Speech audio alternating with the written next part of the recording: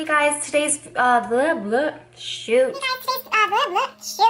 Hey guys, today's video is going to be a first impressions slash demo slash wear test kind of thing on a foundation. Haven't done a video like this before. I do like watching these videos myself from other YouTubers, so I thought, why not? Maybe there's people out there that have skin more like me, where you tend to run a little bit more to the dry side, but mostly normal. But you have scarring and you need to see what the coverage is like of a foundation.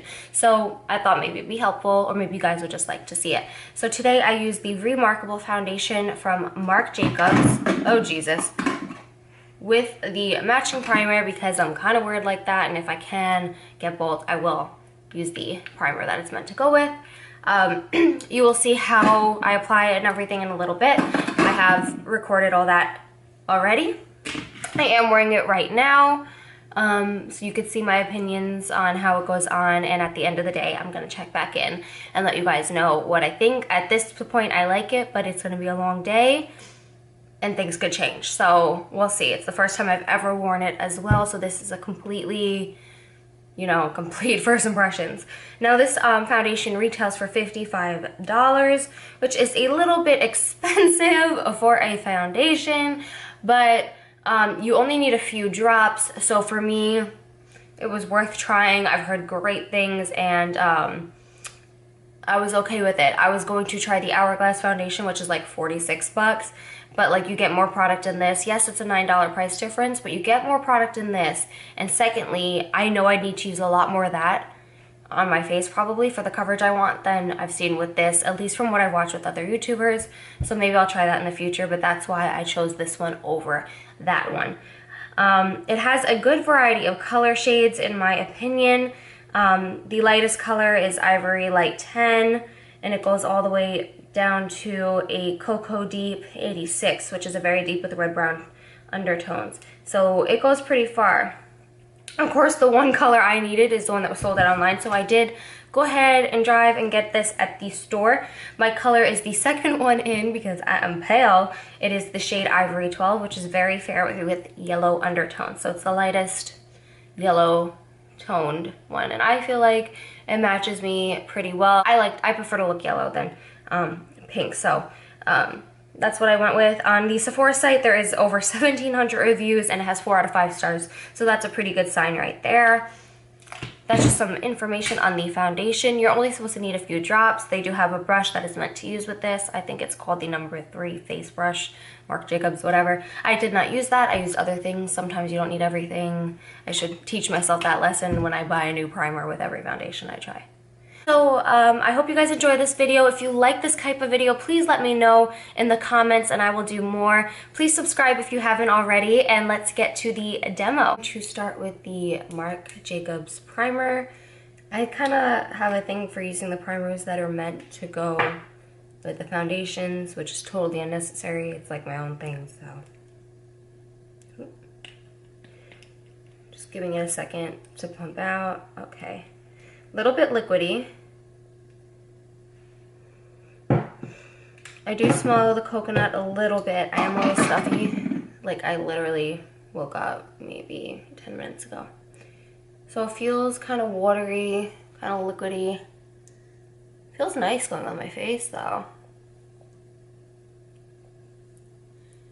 It's spreading well. It feels like it's evenly distributing. There's a slight coconut smell. It's nothing like offensive. Feels nice. I feel like it's being absorbed into my skin pretty fast. Oh my god, I forgot my moisturizer. I never do that. I never put anything on my face without moisturizer first. So that was a boo-boo, but we're gonna just roll with it because I'm not gonna go wash my face again. I gotta get ready for work. Also guys, just unrelated, well, yeah, unrelated, but you'll notice I'm always in black. That's because I usually film my videos while I'm getting ready for work, and I am a stylist and I manage a salon, so you'll probably always see me in black for the most part. So this is the foundation. Has the black lid, kind of like a little pill or whatever. I think the packaging is really nice and like fancy looking. I'm not sure how I feel about this. I would prefer pump. I mean, I could see the good in it too, because with this little dot thing, like, you know, one, you're not supposed to use as much, so it'll last a little bit longer, and two, you're supposed to shake it up. And two, like, if the dot can't reach anymore, you could easily just stick a little brush in there or something just to get enough, and scrape it off the sides or whatever. Okay, I'm always a little nervous when I'm trying a new foundation. Ignore my hair, guys. I really should have washed it last night and I didn't, so definitely tonight I'm gonna wash my hair. All right, I got the shade Ivory 12, so we're gonna do a dot there. I'm gonna do 2 on each cheek because I am a rebel. Oh God. All right. So it says to use 3 or 4 dots. You could see I put 1, 2, 3, 4, 5, 6, 7, 8. They're small dots, but except for that one, he kind of got out of control. I don't know if I want to use a beauty blender or a brush. Oh, the choice says. The choice. I think we're going to start with the brush and see. All right, you guys ready? I'm looking in the mirror because I could see a little bit better there versus the viewfinder thingy. All right, so right off the bat, it blends on super quick and easy with a brush. Color seems okay. I'm happy I went with the one I did. I was really stuck on this one when I was matching myself because usually I go with the first or second or sometimes even third if it's a really big line, lightest yellow-based foundation. And when I swatched them on my arm, the Ivory 10 matched my arm, like over here where you're a little whiter, a little bit better. So I was like, maybe I should get that one, but I know that one has more of a pink undertone and I won't like it. Because I'm very, very, very fair, but I'm not pink. Like, you might see a little pinkness in my face, but the rest of me, I don't know how I pick up on camera, but I'm like a pale yellow. So that did cover my whole face. It's a little bit more matte than I'm used to. But it looks really good. Super impressed. It blended really nice. I'd say the coverage is pretty full. I've seen definitely more full coverage, but you could also use more than I did. I'm gonna just blend a little bit onto my neck just because I feel like right here I'm a little paler than here. My strange self, right guys? You gotta work with what you got. So I'm just putting like 2 little dots on my neck and I'm just gonna blend that in just to match. I don't normally have to add more, but the way this like foundation went, it just blended into my face so fast. So like normally I would just continue my blending down my neck, but if I have to add a little dot to make things look right, I don't really mind. Okay, she's on. Should we add a little more just to see if it's buildable and what the coverage is like? Why not? Okay, so I'm gonna add another dot on each cheek, forehead, nose, chin. That should be good. I'm gonna add 1 more dot in each spot, just to see what happens. Because I used a brush, so you know it picked some of that up.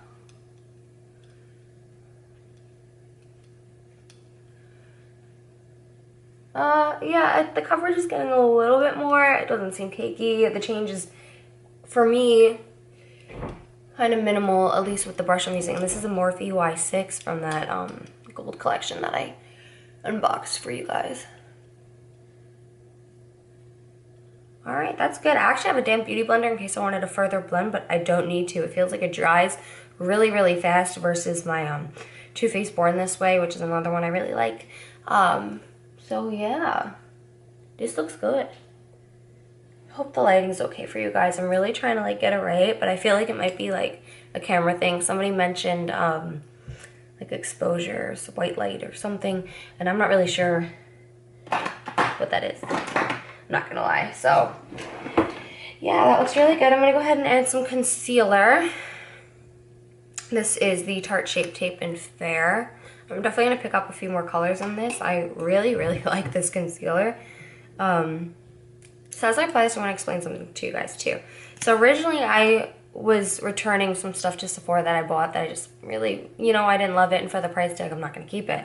So I was gonna try the Hourglass foundation that everyone is raving about. The Vanish Stick, I believe it's called. And I was just like thinking about it before I left, and I was like, you know what, I'm not gonna try that one because one, I've never been a huge fan of stick foundations. Two, it's $46 for a very small amount of product. I can't remember the exact amount, but less than it's in the Marc Jacobs, right? And I was interested in the Marc Jacobs one as well, so I was like, okay, so with Marc Jacobs, I'm gonna get more product. Yes, it's more money. Marc Jacobs is $55, the other one's $46. But the way I saw YouTubers applying the Hourglass, like just watching to see if like it looked like something I'd like, they applied so freaking much, and you get so little, and then when they would be done, there'd be like significant decrease in the amount that you could see in the tube. So I think for $46, they give you very little product, and it's gonna be gone very, very fast. Whereas with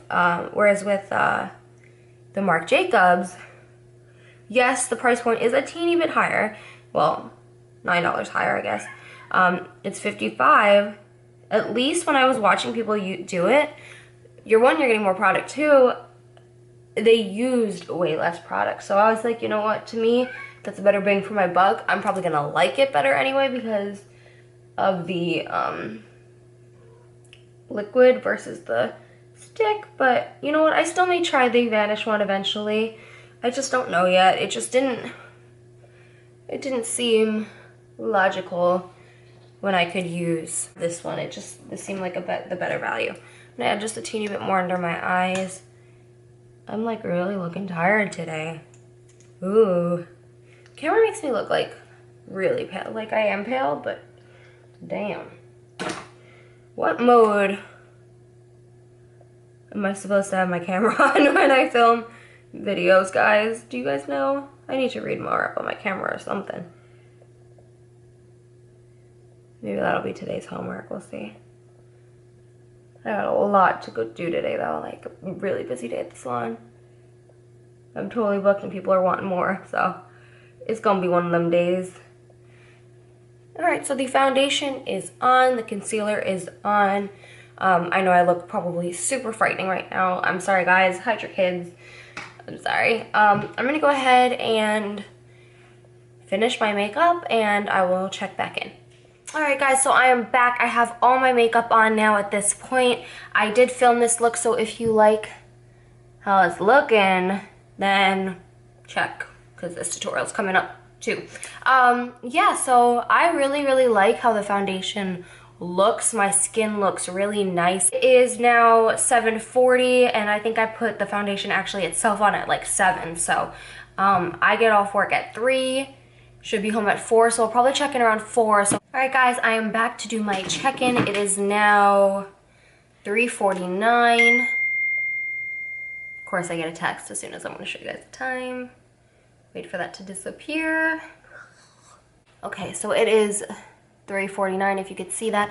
I'm going to have my check-in now. So it has been on, let's see, 7 to 8, 9, 10, 11, 12, 1, 2, 3, almost 4, so about 9 hours like I had guessed this morning. Ignore my hair, it's like half dry. I just threw a toner on it so your eyes aren't fooling you. If my hair looked more yellow this morning and more gray now, I did tone it after work. Let me zoom you guys in a bit. Woo! Close-up time.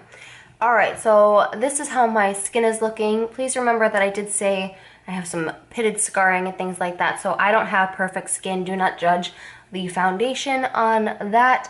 Also, this dot you are seeing here is hair color. I got it on my face, which is nothing new there. I do that all the freaking time.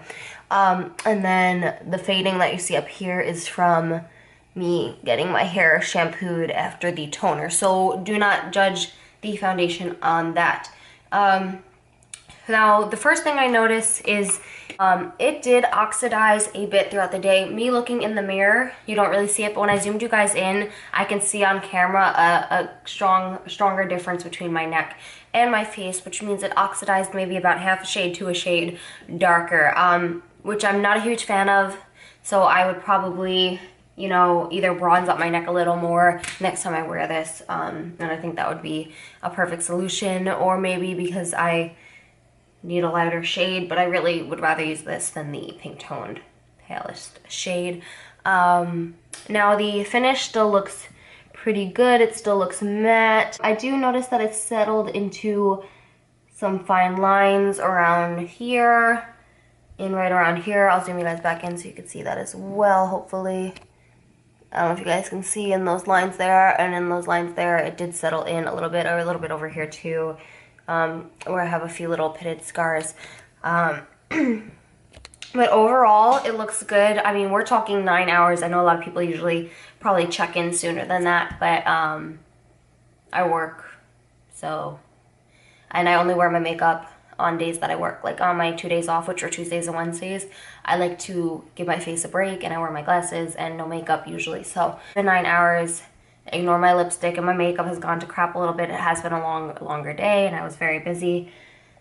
But I would say for the most part, the foundation looks pretty damn good, especially for the amount of time. And I don't work a job where I'm just sitting, you know, at a desk, and, you know, I'm not like stuff's in my face all day, if that makes sense. Like the elements, like I'm shampooing people, I'm blow drying, so like the air is hitting me, you know, like I work a bit of an active job. I wouldn't say it's anything crazy, like I'm not doing construction or anything like that, but I am, you know, up and moving around a lot throughout the day, if that matters. I'm also in Florida where the weather is warmer. I am inside when I'm working, so I mean, not such a big deal. I do not look oily in any places whatsoever. Any shine I see on my face is shine that I put there with my highlighter, like here and here.